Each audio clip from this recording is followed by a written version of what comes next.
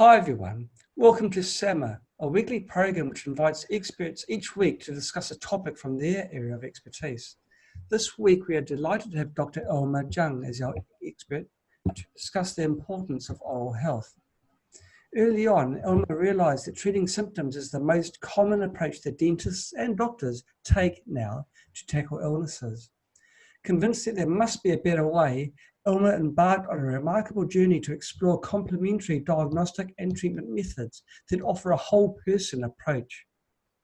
Over the years, Elmar has witnessed firsthand the damage that poor nutrition and toxic dentistry can do to a patient's health, and the transformational changes that happen once they get it right.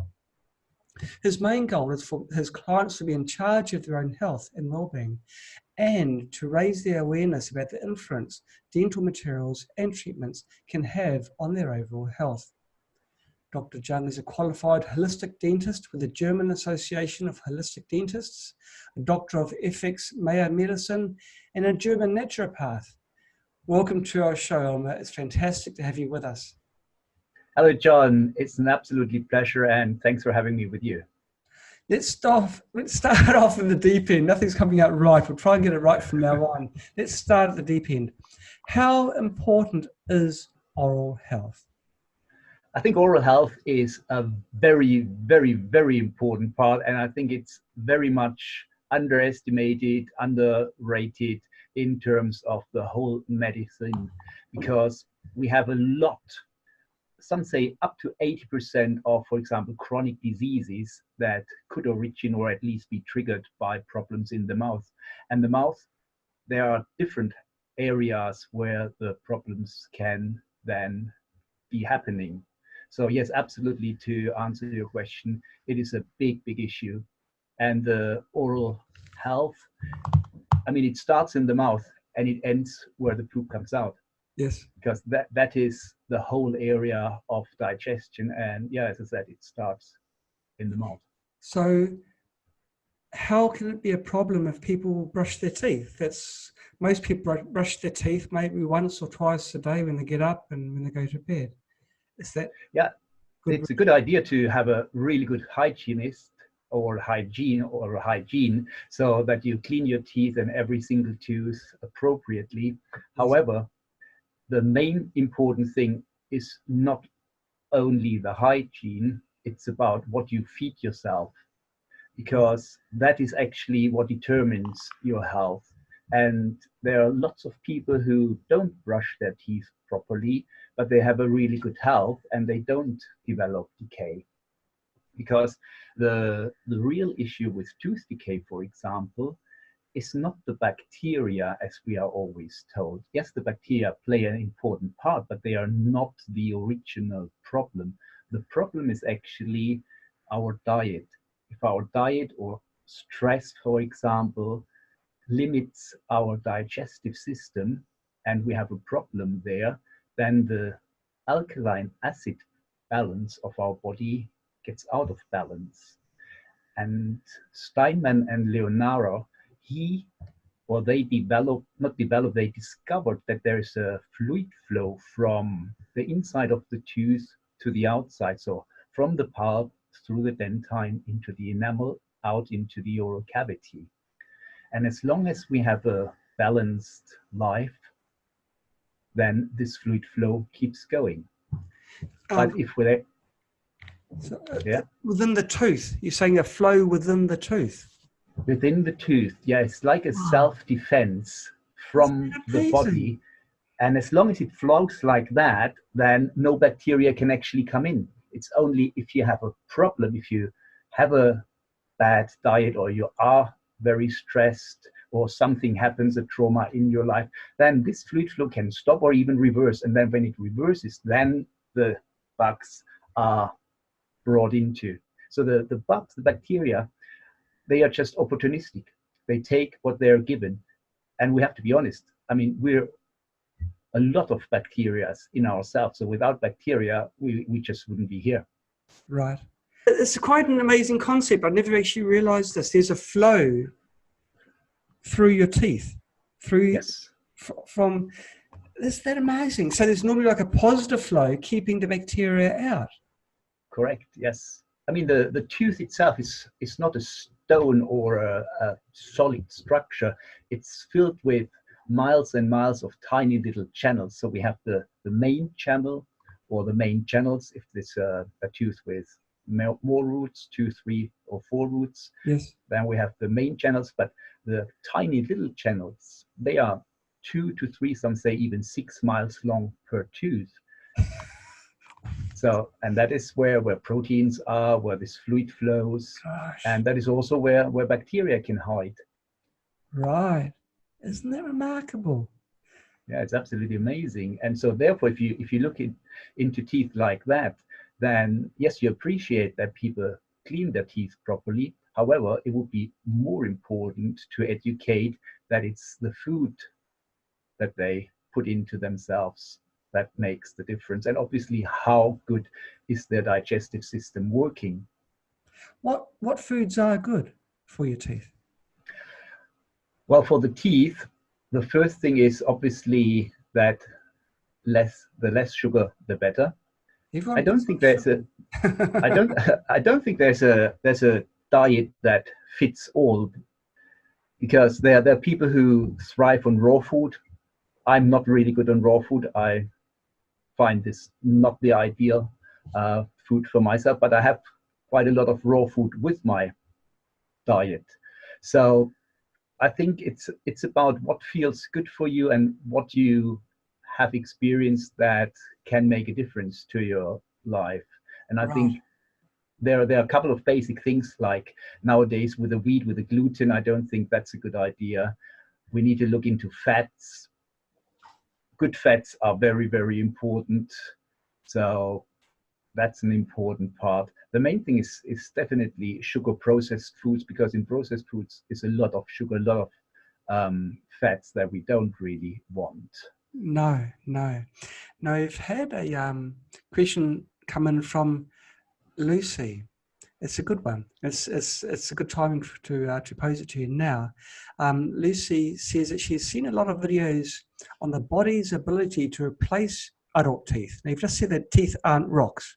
They're like a living organism, a living part of your body. So Yes. can adults have their body replace their own teeth that have come out if they're healthy enough, or if there's some, if they're, is it possible? Is really what she's asking. Well, I've heard from people who have done it. I've never seen proof of it. So I myself have no experience with it. And I would be really, really happy to see who has done it and how they've done it. Yes, I yes, mean, since I started at university, I've heard that you can start regrow your own teeth, or they will find something that they place into the jaw to regrow your teeth. But until now, I haven't come across anything that could make that into high street practices. okay. Another thing that a lot of people talk about is mineralization of teeth. Where if your tooth has got a cavity, you can do Yes. something to allow your tooth to rebuild itself. Oh yeah, and again, that is down to nutrition. And Ramy Nagel wrote a really good book, Cure Tooth Decay, where he points out what kind of food he recommends to do that. He came to that because his daughter, I think it was, had a lot of cavities, and so he went on this search. He's a journalist. He went on this search and found out which foods were good. Now, from a healthy person's point of view, to keep your teeth healthy, I think it's important to have good lot of vitamin C, vitamin D, vitamin K, and obviously magnesium, because the magnesium then is important to really make the vitamin D and K work properly. Okay. Wow. Another online participant is asking, how can vaccines and heavy metals, which would be amalgams, affect tooth health? Do they block the mitochondrial channels? Well, that's one thing that they do, and we also know that mercury has an issue or can cause issues in the gut. So Yes. when the gut doesn't work properly, again, as we discussed earlier, then we can have a problem with the teeth. Right. Okay. So vaccinations, same thing? Well, vaccinations, I mean, there are really two worlds clashing here. The ones who are totally for it and others who are totally against it. The problem, I think, is that there are so many different things in a vaccination that aren't really helpful, like the thimerosal or the aluminium. So we are treading here quite dangerous land. Okay. But with regards to oral health, Yes. what is the impact that a vaccination would likely have? Just on the science side. You've mentioned the aluminium Well, I injection. haven't had any scientific papers on that. Okay. What I think is really that when we have a mercury in our gut, that we then can have those problems, because the mercury makes or can make antibiotics not work properly, and obviously it makes the bacteria then go into different forms. Right. Well, now vaccinations are pretty much compulsory unless you're you want to, if you love going into battle. So what can you do after the event? Can you do anything to try and nullify the detrimental effects of the vaccination? Well, This is with regards to going to the teeth, not regards to other things, issues. with nutrition, you definitely can do a lot, and with supplementation, that's for sure. Yes. The question always is, how does the person react to the vaccine? Yes. What do we actually see Right. on the teeth? And do we then put it in correlation to the vaccination? Okay. Okay. So what foods are good for tooth health? What kinds of food? Organic food, for example, I Yeah. think that's the main thing, that we look into the way how our food is grown, how our food is processed, and the least processed it is, the better for us, because then it has all the goodies on it. And nowadays, yeah, the problem is with the big farming, they have lots of pesticides and herbicides. So Right. they go into the water, they go onto the crop, and then this is what we get, whether it's through our tap water or in the actual food, in the tomato, in the whatever you eat. That's right. It draws in all the toxins, Yes. fertilizers, other undesirables. Right. What supplements would you recommend for people who want to have good oral health? Would these be the magnesium, the Magnesium, vitamin D3, vitamin K, zinc, selenium, and boron is a very important one. interesting? That is good for bone health. Vitamin A's, probiotics as well. The real problem what we have nowadays is that even if you have your food all organic, then you still, from my experience, need to supplement, because we just don't get everything from our food nowadays, even if it's organic, because there's not enough in the soil Right. to get into the crop. Yes, it's sad. I blame my overpopulation for that. Not enough goodness to go around. Yes, it is a sad situation. Even if you do buy organic, which means no sprays and poisons put on the crop, it doesn't guarantee that it's got all the essential minerals that are required for good health. You know. Yeah, the minerals are really the spark plugs of life, so to say. Yes. So Yes. without the minerals, nothing really works. And I mean, we see that when we do surgery, for example, the patients, they really go on a 2 to 3 weeks advanced supplementation program, so that we know that at least for that period of time, they have those supplements. Ideally, when they come and have a nutritionist or health practitioner who thinks along the same lines, that is the best way to do that. And then during treatment, we have high dose vitamin C infusions, whether that's for mercury removal or for surgery. And I think that is a very, very important part, because not only does it help with the pain or with the healing, it also does the detox. Right. And so with all treatments, I think it's very, very important to have vitamin C infusions. And if you can have vitamin C infusions after that locally, there are a couple of providers for that. I think that's a very, very good thing, especially when it comes to winter now, just to give you a little boost. So vitamin C, definitely very important. And then keep going with the supplements for another 4 to 5 weeks after the surgery. And that has proven very, very beneficial for the patients. Perhaps if Especially the vitamin D3 is important, the K and the magnesium. Now, D3, would you, if you're fortunate enough to live in the southern coast of England and you've got enough sunshine, would you still need to have a vitamin D supplementation? Well, I always have my clients to have the vitamin D level checked, and most of them are very, very depleted. We had one who had about 16 micromole per liter, and the average where the NHS says is okay, I think is around 50. Okay. So I want more than that for the bone health, because it's a very stressful situation for the body, and you need to have a lot of those supplements there, especially if you didn't have them beforehand. So it's important to really go for full supplementation in that regard, and that's what the patients are getting, a dental bone regeneration protocol to make sure they do that.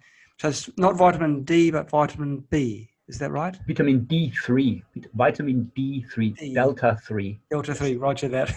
Yes. Okay. Now,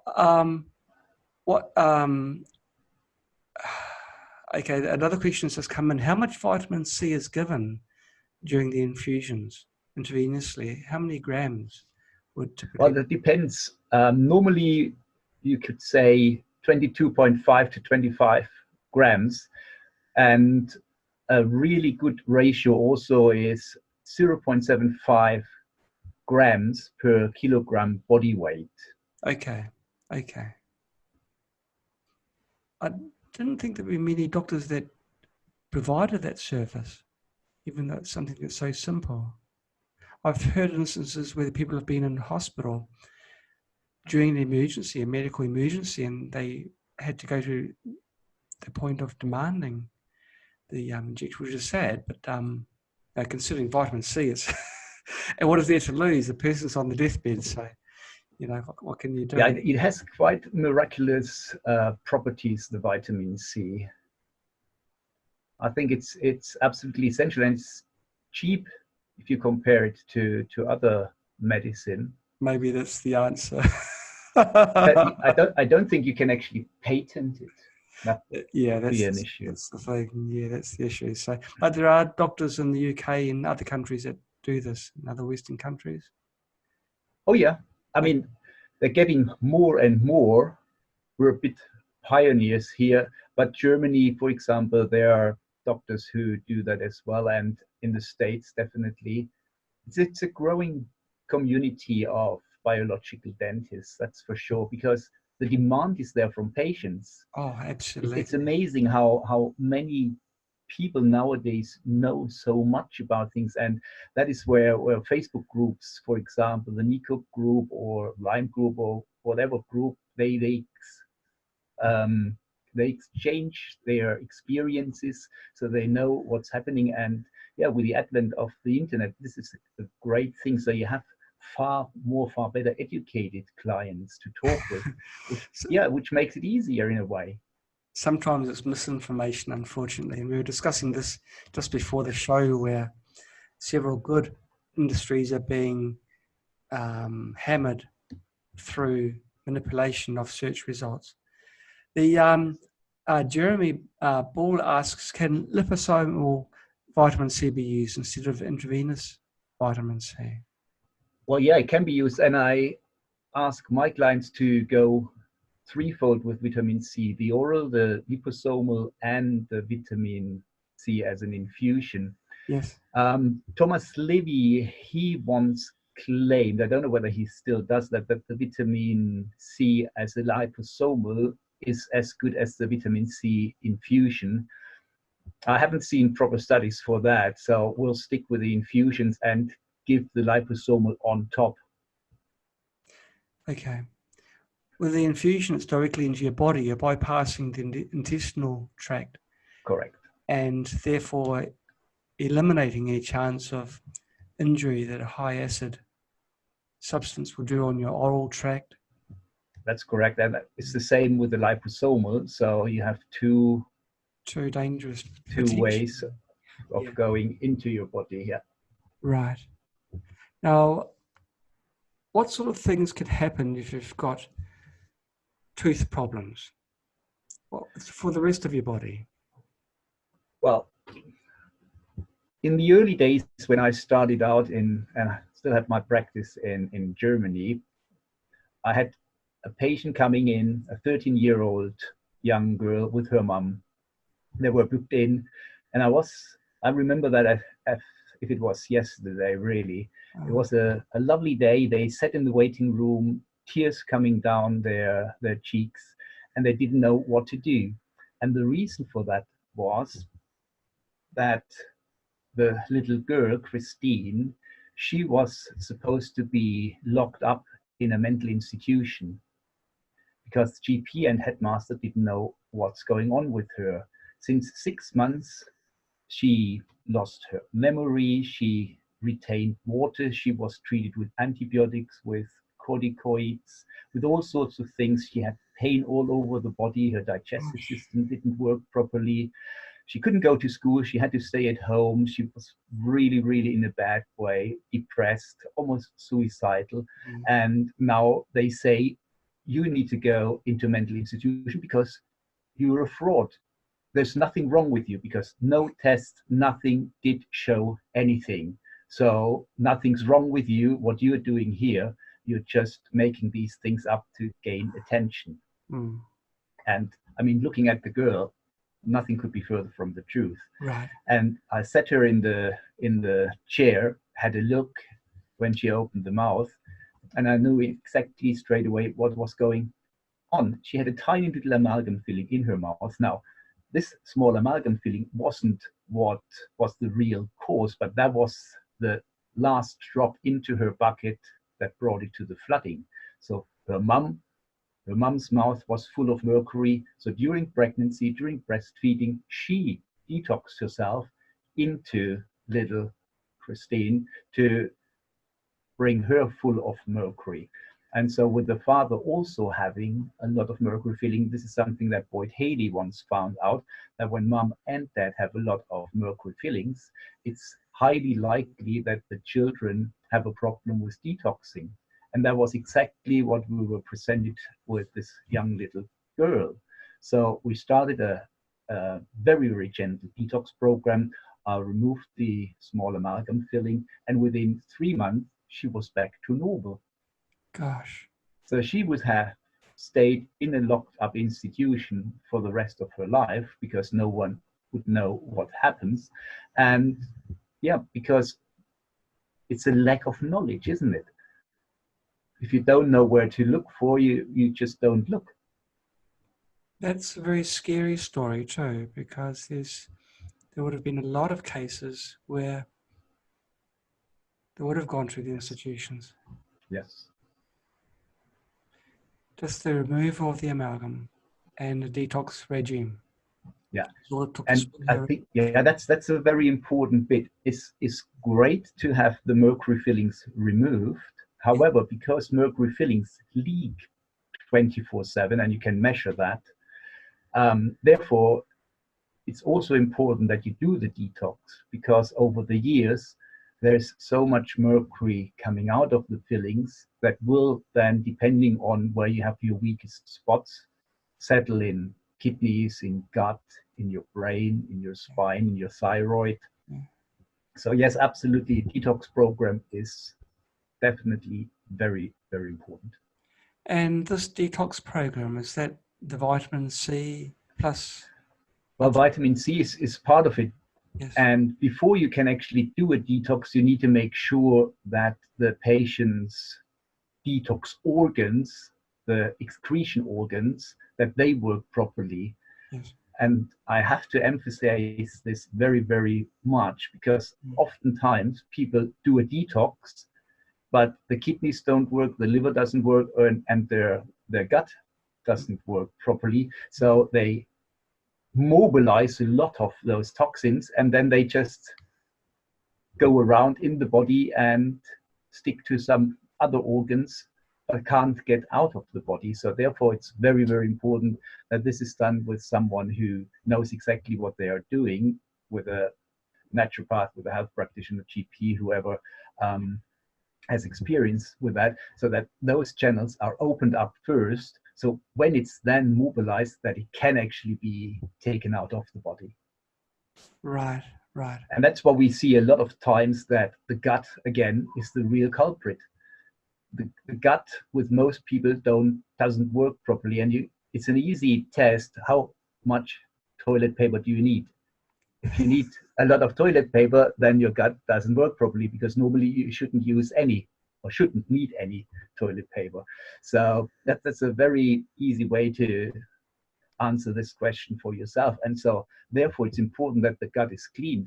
Colonic irrigations, enemas, things like that are really, really helpful to make sure that the stuff that sits there gets out. And it's amazing what comes out. I just had a couple of colonics over the last few weeks, and yeah, it's fascinating. Fascinating. I've never heard that word in the same. Yeah, fascinating, because you think you have a really good diet, you do your detox, you have your supplements, you do enemas, and then you go for a colonic, and there's still so much old stuff coming out. Gosh. A question's come through from Jeremy again. Is there a life to mercury fillings? You said that they emit mercury. Does the amount of mercury that they release reduce over time? Well, yeah, it will reduce, because it's not that much in it anymore. So he poses the time frame of 50 years. If you've had amalgam fillings for 50 years, are they then less dangerous as when they're first installed? I mean, we had clients from all walks of life, from all ages, and when there were 60 or 70s and we tested, there was still, with a lot of them, a lot of mercury coming out of very old fillings. Most amalgam fillings are placed when they were in their youth, and so they were in for decades, and yes, there was still a lot of amalgam mercury coming out of them. So it might be reduced, but there's still a lot coming out. Okay. Okay, oral health. What sort of is it gum diseases which are more dangerous than tooth decay? Well, like tooth decay, gum disease is nothing that strikes from random. It's something showing that fundamental problems are occurring in your body, because it's not a localized issue most of the times. It's, again, something that has to do with your gut. So you need to look at everything. Obviously, it needs to be clarified that there's no plaque, no buildups or hygiene treatment. But a surgery, for example, for gum can only succeed when the underlying causes are really addressed. And most of the times, it is something to do with the gut.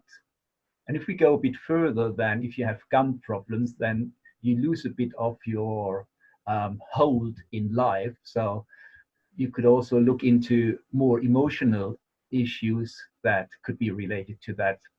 And that's the great thing again about tooth organ connections. So we have meridians running through the teeth.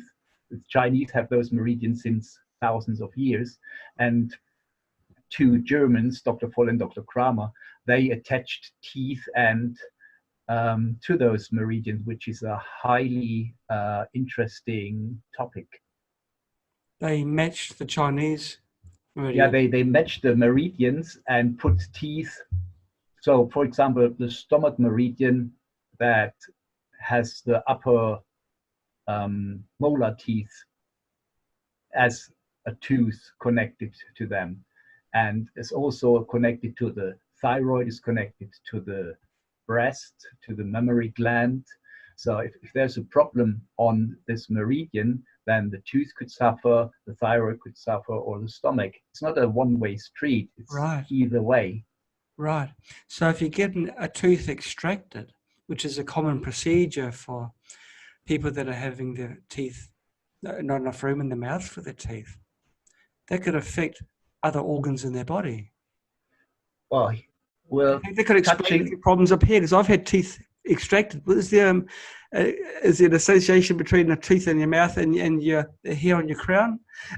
well, there's definitely a connection. I mean, if a tooth decays, if a tooth gets infected, then obviously the best method is to have it out so that the Yes, sure. Infection is gone. Mm. When you talk about removing teeth to make space, which normally happens with young children at the age of 14, 15, they say there are too many teeth for a too small mouth, but actually it's the opposite. It's a small mouth that needs to be more widened, and that could start very, very early. So what I did with my young patients is when they're 6 or 7, we see that the habits like thumb licking and these kind of things, that they are ruled out, and then broaden the jaw bones. And a very important part for broadening your jaw bones starts very early in life, actually when you just come out of the womb with breastfeeding. So a good breastfeeder has less likely a too small mouth when the milk is sufficiently supplied. Interesting. So that's a very important bit, because the sucking of the nipple is an important part of developing proper swallowing and also the developing of the jaws. I wonder if that's the reason why there's been an increase in dental issues, because now both husband and wife have to go to work, so the baby's feeding from a bottle. Yes. Is that And I mean, they all almost drown when they drink from a bottle, because the hole in the bottle is oftentimes far too big. So they don't really learn to swallow properly. And if they don't learn to swallow properly, they don't breathe properly. And if they don't breathe properly, the sinuses aren't developed properly. So they are set up for sinus issues, allergies, asthma, all those sorts of things. So it's very, very important that already, well, it starts even earlier, so that the mom gives proper nutrients to the child, so that they come into this world with a good foundation. And then sorry. You go on. Oh, no. I was just going to pass comment that teats are quite often hard. They're hard rubber or hard silicon, and that can't be good for the mouth formation as well. The shape of the mouth must change, I guess, when they're using a teat on a bottle. Oh, yeah. Yeah. Yeah, the whole sucking process, swallowing process with a normal sucking device doesn't work like the nipple. Yes. Wow. So very important for young moms to make sure they... Yeah, yeah. Well, I knew that breastfeeding is good for the antibodies being passed from the mother to the child, but there's so much more. And this thing, you're stuck with the mouth the rest of your life, a certain way, formed a certain way because of the way that you drank your milk. I never knew that. It's absolutely gobsmacking. It's important. Why don't more people Oh, realize this? absolutely. It is. Well, unfortunately, we don't get told that at university. Like we hardly ever, I think, I don't really remember that we had more than a few hours of nutrition, if at all, which is the basic or the foundation of real healthy living. No, well, nutrition goes against um, the business models of various industries. But and I was thinking when you're talking about the supplements, how before surgery you give them the intravenous C, and No, that goes during the surgery. The vitamin C goes during. during the While I do the surgery or the amalgam removal, they have the infusion. and they have a supplementary a supplement regime beforehand. I was Yes. thinking if they did that regime a few years prior to this, they wouldn't be having to lie down and have these bright lights shining on them and someone with a sharp knife just hovering above them. Well, it could well be because then, for example, with fatty degenerative necrotic jawbone infections, also called cavitations, they sometimes happen when the teeth are extracted and it doesn't heal properly, and not healing properly could actually, as you just mentioned, be that they are not sufficiently supplemented with the proper nutrients. Absolutely. Right, right. What role does emotion have? You touched on this just a little bit earlier. Mhm. And what kind of emotions? And how can people encourage that type of emotion in an environment which just steams of conflict? Okay, I had a few patients who had to come for surgery a couple of times for cavitation surgery. We did 2, 3 surgeries in the same place, and it never really healed.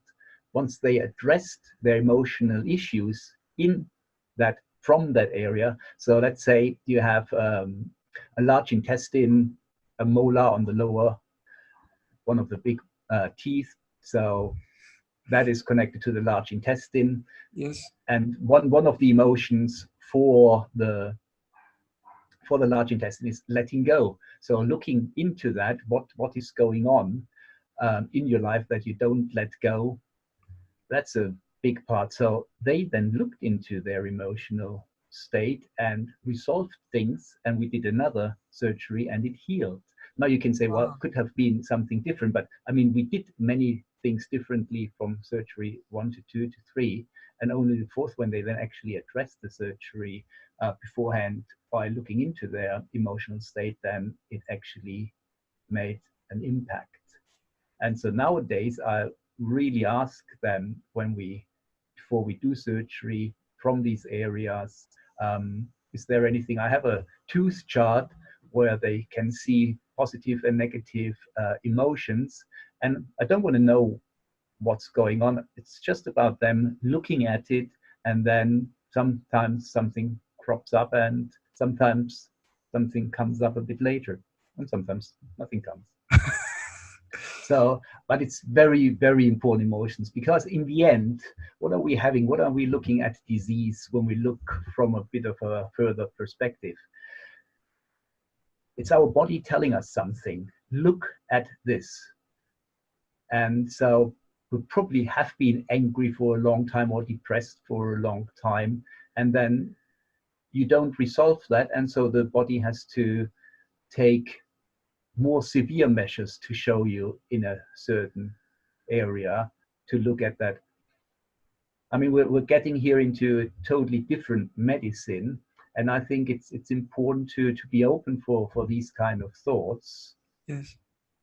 There must be a booklet that the SEMA experts are sharing, because I think it's 3 or 4 consecutive SEMAs we've had experts say the same thing. How basically, it all starts with emotion. Like you've got to be in the right frame of mind Absolutely. before the healing can really start. And you've seen solid evidence of this post-operation. It's Yes. absolutely. I think you guys are trying to tell us something. No, it's really cool. And you had Renzo Celani on your show the other day, and I use his mirrors with my tooth chart Yes. where I have the emotions on and the meridians on, and kind of transfer that to the patient. So they sit on their on these plates, and then I use the mirrors on those teeth, and it's amazing how much better people now heal. I had another client. She had always problems, was falling into a deep hole after surgery for a week. She's off, she can't do anything, pain. And we treated her with the mirrors, and she had nothing like that at all. And just last week, I had another patient, and she was really terrified of the whole procedure. And she was one of those patients who got informed about almost every single step we take, which was great. So she knew what's coming, which frightened her even more, obviously. But then she really was expecting pain. She was expecting swelling, Yes. and nothing happened. She's really happy that she got rid of that tooth and didn't have to deal with all the supposed consequences. So yeah, I'm absolutely sure that what Renzo Celani developed with his mirrors with the light kinesiology is absolutely amazing. It's And I use it in my health consultations as a health consultant. We run through a program there where we get rid of so much stuff in one session, in probably about 1.5, 2 hours. It's really great. And in the end, that should be done before you do any intervention like surgery or amalgam removal, because then the body is really capable of dealing with that in a far better way. It's amazing. It's absolutely Yeah. amazing. And it's good to hear someone who's actually using his system, because I mean, he was, so I'm hearing it from both angles. It's, Yeah, I mean, I did the course in February and then started on myself, because I always do the things on myself first before I give it to the patient. I want to know what's going on. Yeah, I walk my talk, so to say. And I've done it. I've been there. I had cavitation surgeries, and I had my mercuries out and the detox. So I really know what I'm talking about. And I think this is very important, because then the client also feels that there's authenticity, that you really can feel with them. You know what you're talking. You're not just reading it from a script. yes. Jeremy's asked a question. I think we've answered this one before, just a little bit earlier. Can cavitations heal without surgery if other factors such as diet or emotions are dealt with? The answer was a yes. Well, as of now, I haven't seen a cavitation healed without surgery. That doesn't mean it hasn't happened. I'm pretty sure that with the mirrors, we're on something very special there. I know from Philip Mollica in the States, he uses ozone treatment. So he brings ozone in the cavitation, and he says that he can heal the cavitations with that. Well, I've done that for a while, and I think it holds the infection, the inflammation there. But I don't think that if you don't remove the cause, you will get rid of the problem. And Dr. Hans Lechner from Germany, I mean, he is researching on that topic for decades. And he also says at the moment is the surgery. Okay. Right. The healthcare products which people can buy from supermarkets, are they good? Are they suitable for the job? If you brush your teeth using toothpaste you'd find in a supermarket, would there be no? Well, if they have a biological and organic corner, you might be lucky, yeah. Okay. Well, I don't think that you need sodium lauryl sulfate, for example, in your toothpaste. It's not necessarily you use it for cleaning the floors, but I don't think your teeth are that dirty that they need that sort of material to do the job. And actually, you don't really need toothpaste at all. toothpaste is a great thing to give you a better taste in your mouth, and you have the feeling, yes, I've done a good job.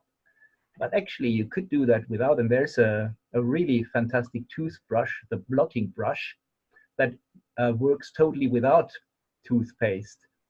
And it works like when you look at a painter and he has his oil painting and he has too much oil on the canvas, he kind of blots on the canvas, so removes the oil from it. And in that way, the blotting brushes work.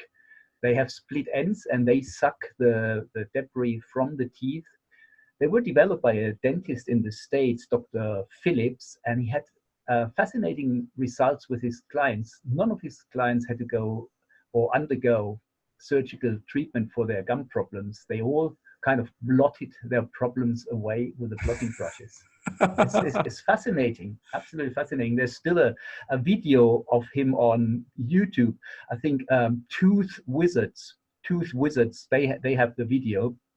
And that's also where you can get the blotting brushes. It's a very old video from the, I think, 1960s or something, but he explains it so really understandable. It's absolutely brilliant. Really? And so yeah, you don't need toothpaste. So blotting brushes aren't new. It's an old technology. Oh, I mean, Dr. Phillips actually got the idea of blotting brushes from an Indian tribe where he went on holiday or something, as he explained, and they used these twigs from neem trees. And he thought, oh, if they get it out with that, I can try that with a toothbrush. And so he developed the blotting brushes with that kind of technique in mind. So it's blotting, BLOTTING. ING, yes, correct. Blotting brushes, and toothwizards.com, they sell it. Okay, well, that's two things for us all to Google afterwards. And they have the ones, the big ones and the small ones. I like the small ones because you can get in any area that you like, and the small ones obviously are more suitable for children. I assume that you still need to use dental floss for your teeth. Is dental floss a good product to use? Well, if you do it properly, it can be of help. You just need to be very careful that you don't force it into the gum, then it does more harm than good. And Dr. Phillips actually said, if you use the blotting brush properly, then you don't need a floss. And there are already studies out from universities that they say the floss is overrated. Interesting. So they say. You've heard that. So they say, yeah. That's actually amazing. Blotting brush. That sounds so incredible. You just dab it on your teeth. Yes, you just dab it and you suck it out or rinse it under the sink. I just suck it and swallow it. Oh, it's goodness, isn't it? I mean, the bacteria are there anyway. You just get away with them. And the good thing with the blotting brush also is you can do it on borrowed time, so to say, because you can just sit in front of the telly or when reading a book, you just blot away, and you don't really have to stand in front of the mirror over the sink like you have to do with the toothpaste. Carmela Walker has joined us. I wonder where you would join us. She's a stalker. You can buy them in Australia, Queensland, for $5.95. I'm definitely going to get one. Definitely going to buy one. Yeah. I was going to ask you, is it just an American thing? Because I've never heard of it. Great, yeah. Now, if you have mineralized toothpaste, do the minerals do good to your teeth? Do they get absorbed by the teeth and make your teeth stronger? We've all seen these animated advertisements for the all-time health product fluoride, making your teeth strong and healthy. Well, skipping over that little detail, can minerals be absorbed by the teeth? Well, if the teeth are not solid organs, Yes. Absolutely, they can absorb things. Okay. I think the more important bit is that it comes from the inside through the bloodstream, that the blood is saturated with those minerals so that it can give it from that perspective. Because what we said previously with the self-defense, with a fluid flow Yes. from the inside to the outside, as long as that works properly, then obviously nothing could come in. Right, right. Are there any foods that you can take which, foods which you, when you consume, blocks up these channels?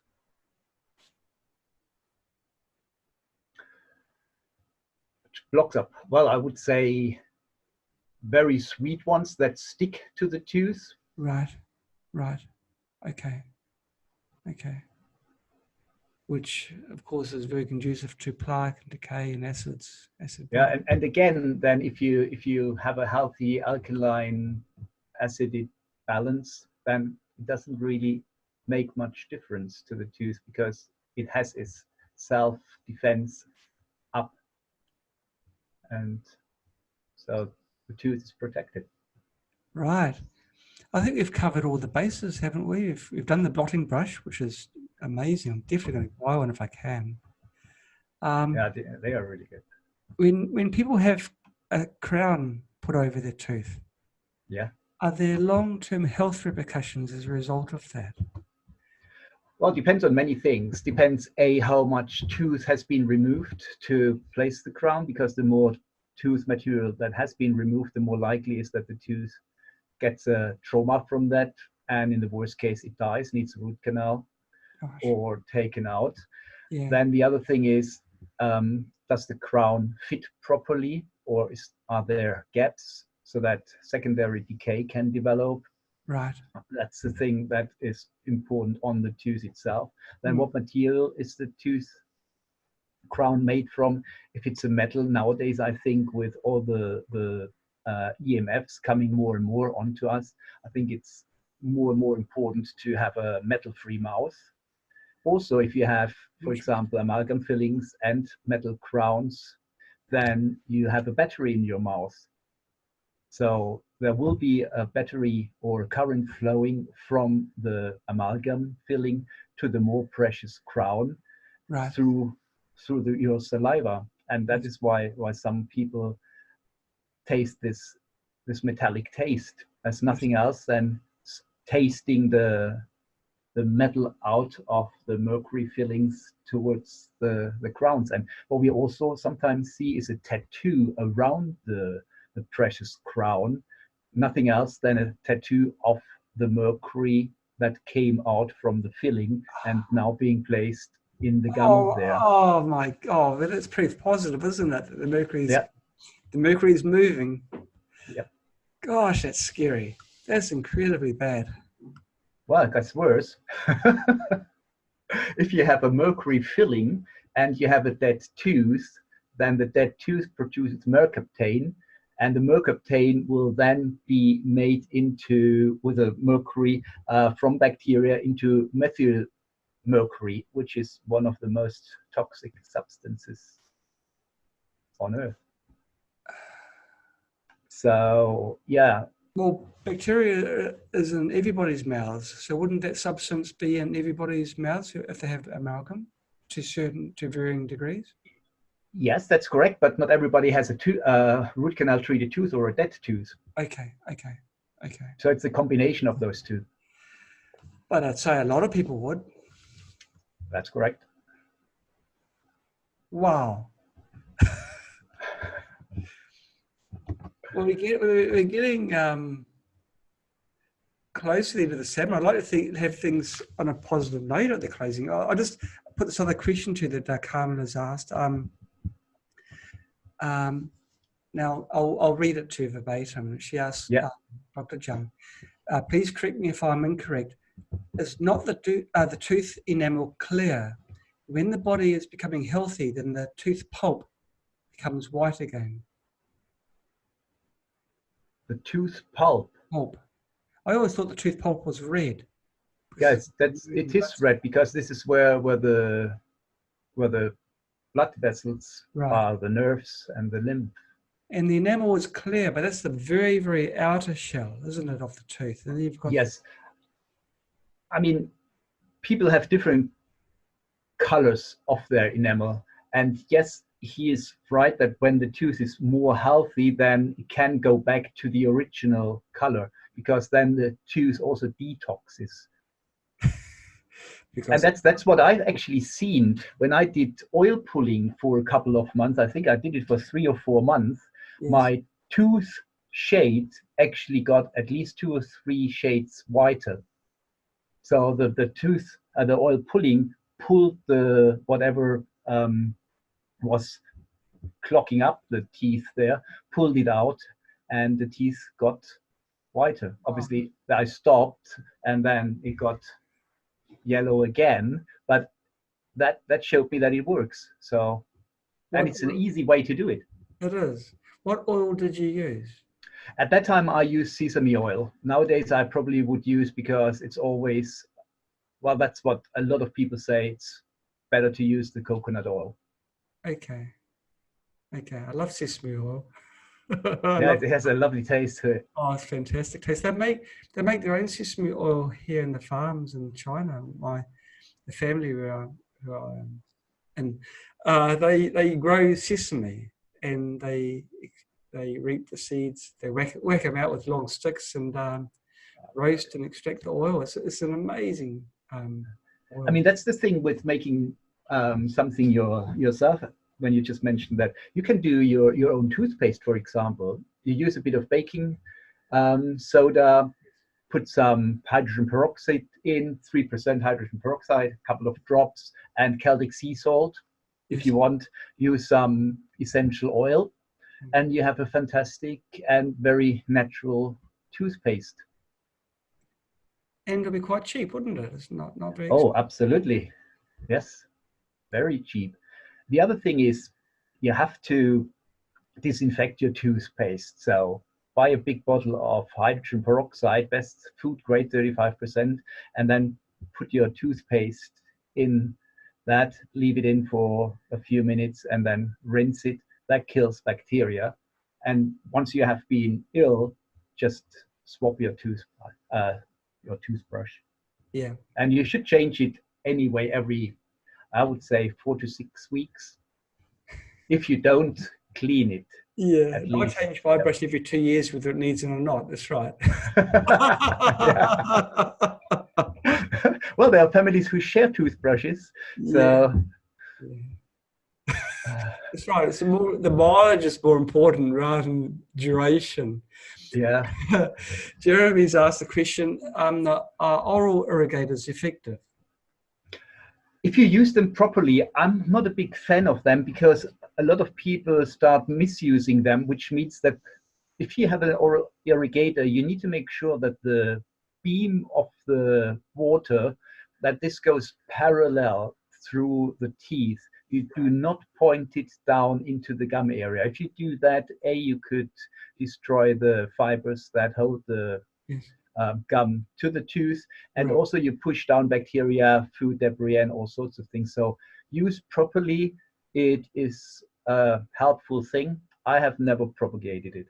Okay, okay, great. Okay, can you think of anything positive to say? Yeah, I think that everyone really has the capacity and also the determination to do things right. And with information that is out there, information that we provided here on the talk, or what they can get from my little book, Shut Your Mouth and Open Wide, you get an understanding of the connections, how everything is interrelated, that we are a network of organs, that everything what you do on your toe has a repercussion somewhere else in your body. And I think as soon as we understand this kind, or yeah, get get used to this kind of thinking, that it's not still the Newton thing with cause and effect. It's the human body is far more complicated, and we're nowhere close to really know everything that's going on. So by embracing this kind of thinking, I know that a lot of people will embark on a journey, that they will become healthier, and the information is there. The doctors, the dentists, the practitioners are there. They're waiting for you to come. And the dentists, doctors who aren't open to that, I think the patients will just go to the ones who offer those services. So it will come from the patient that we get a even further paradigm shift in that. It will not come from the practitioners, because if you've done work for decades, you will not on your last 10 or 15 years change. So you need to be open to that from your personality point of view, and then you will go with your patients, go on that journey, and it's a constant learning curve. Things you haven't done 5 years ago, and other things you will probably never do. So it's a discovery journey for us as practitioners as well as for the patient, and it's always important to look into it from a point of view: what does my body, my soul, or however you look at life, want to tell me with what I'm facing at the moment? Mm, mm, mm. I noticed that book in the background. That's titled "Shut Your Mouth." Is that your book? That just That's happened my to book, yes. be casually thrown on the back shelf facing the camera. That's Great. you see, Shut Your Mouth and Open Wide.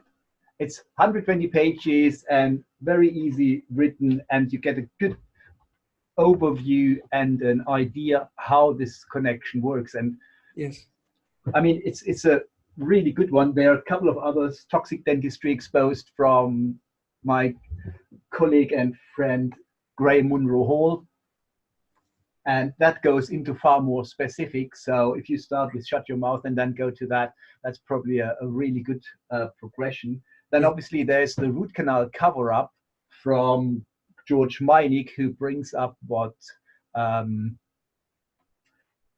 Weston R. Price discovered in the 1920s. And he wrote the book Nutrition and Physical Degeneration. I think those are, so to say, my Bibles in terms of basics of good dentistry and good nutrition. Right. That's right. It all starts from the mouth. It all starts from the mouth, absolutely, yeah. Is there any website that people can go to if they want to learn more from? Yeah, my website is www.dr, that's Delta Romeo hyphen Elmar, Elmar is Echo, Lima, Mike, Alpha, Romeo, hyphen Jung, that's J for Julia, Uniform, November, Golf.com. Great. And there's also a tooth chart on their website on the top. And so you can have a look if you know you have a root canal treated tooth, or you have a tooth that causes any problems. You just click on the tooth, and all the relations, or a lot of relations with those this meridian comes up, and so you can see if there's anything in that meridian pathway that bothers you as well. Yeah, it's not just a coincidence that things happen after you've had tooth surgery. If there was a choice between a root canal or tooth extraction, just as a final question. Oh, look, this person's asking how to read a tooth chart. I wanted to have the last question. Are tooth charts easy to read? Yes, it's okay. Photos, so you don't have to read a lot, you just watch and look at the pictures. And it says which side is, when it says the left, does it mean like your left? It's always the patient's. Or on the patient's perspective? Yes. Okay, great. Okay, I've often wondered that. I better start driving on the other side of the road then. A choice between root canal or tooth extraction. What would you go for? Well, it depends. You need to see how good in health are you. Yes. So the problem with root canals is they are always giving up toxins. So I personally would never want a root canal, or if I had one, I want it out. However, there are circumstances where this is not possible for the moment. And so if the person is in good health, they will, and I say this, compensate. But how long can they compensate? They can compensate as long as the bucket fills, and then no one might think of that root canal treated tooth anymore. So for people who suffer from any kind of chronic diseases, I would definitely have the root canal taken out. And the reason for that is the experiments that Weston A. Price did in the early 20s last century. He implanted, for example, a root canal treated tooth from a patient who had rheumatism. And the rabbit developed exactly that kind of disease. So he implanted the root canal treated tooth under the skin of the rabbit, and the rabbit developed that disease. That was the source. That was this. Well, that it just shows, not necessarily what it the source, but it shows that those root canal treated teeth gather these toxic elements and are then a reservoir to poison your body on an ongoing basis. And that's why I say, if you are healthy, yes, you might compensate those, but they will never be good for you.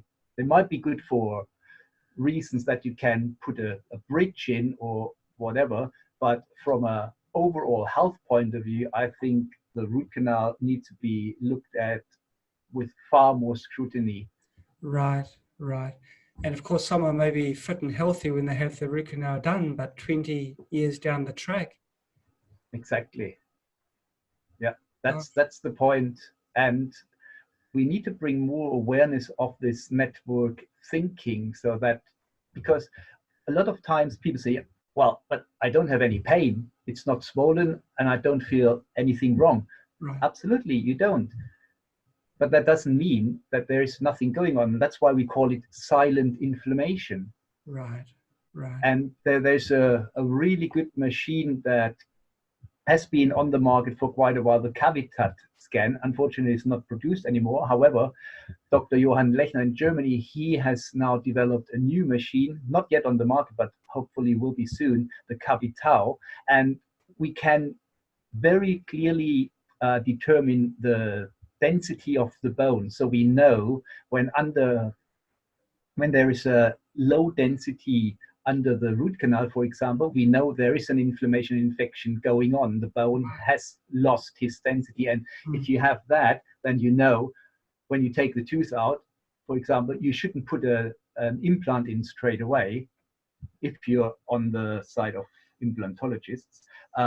However, it shows you exactly where those problem areas in your bone are. So that's a fascinating method of determining, and it works with an ultrasound, so there's no radiation with that. So that's a really, really good thing to know and to show patients that there is a problem going on. Something else is the Orotox test. The Orotox test is a very, very simple test where you have a paper point and you bring the paper point between the tooth and the gum of the tooth. And the paper point then sucks up the fluid that surrounds the tooth, and you leave it there for a minute or two and then put it into a special solution. And after 5 minutes, you can check how toxic is that tooth. And most of the times, those root canal treated teeth are high or very high toxic. Gosh. So that gives the patient an idea with what he's dealing, because otherwise he would just have to rely on what you tell them. And if they actually see, oh wow, yeah, it is really, really toxic, then that gives them a better idea in their decision making. Wow.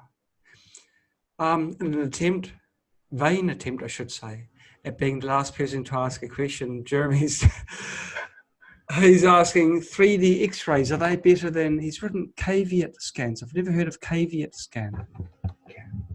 He probably, caveat scans. Does it mean CAT scan?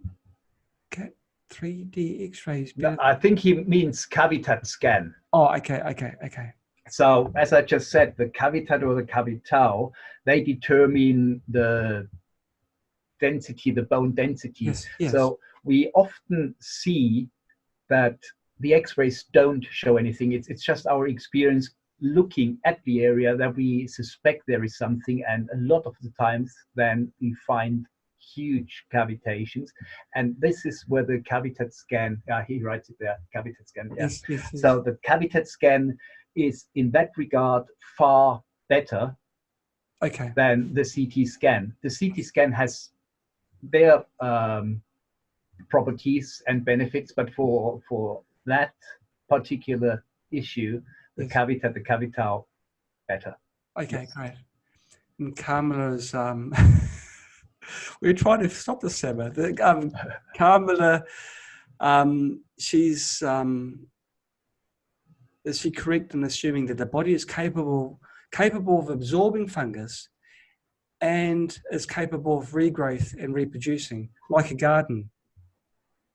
It's actually a nice way of thinking of it, isn't it? Like a garden, but it's Well, I think we humans have huge potentials. We just don't know how to tap into them. So very slowly. yeah, I think if we wait another few thousand years or something happens to us, then we get all our capacities, and then we can do everything with our bodies. I'm certain for that. However, at this moment in time, we're a bit limited still. Yes, and your example that you gave with the tooth transplanted into the rabbit, or to the rat or rabbit. Rabbit, yes. Rabbit, and the toxins were then transferred from the tooth, so the reservoir of the toxins was the tooth. Yeah, and the really interesting thing was they then took that tooth out of that rabbit and implanted it in the next and the next, and they had to implant it into 35 rabbits until there wasn't that reaction.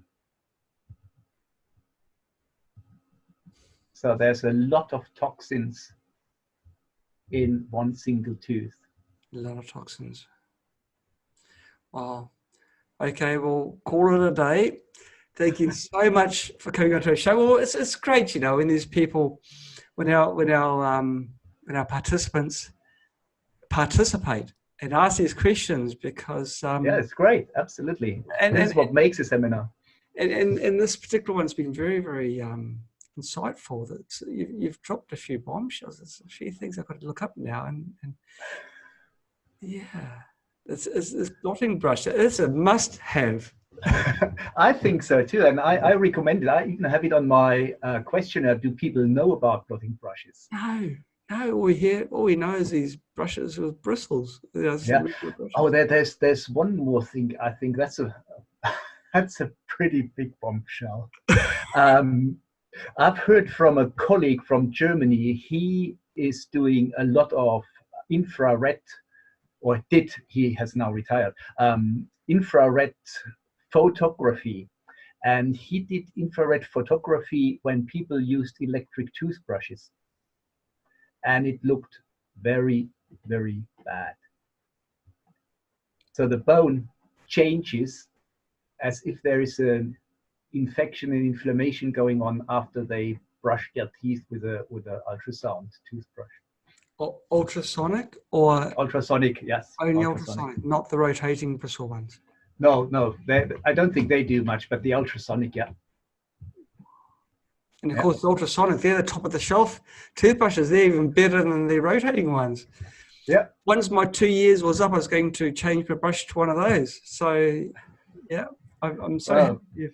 Get the blotting brushes.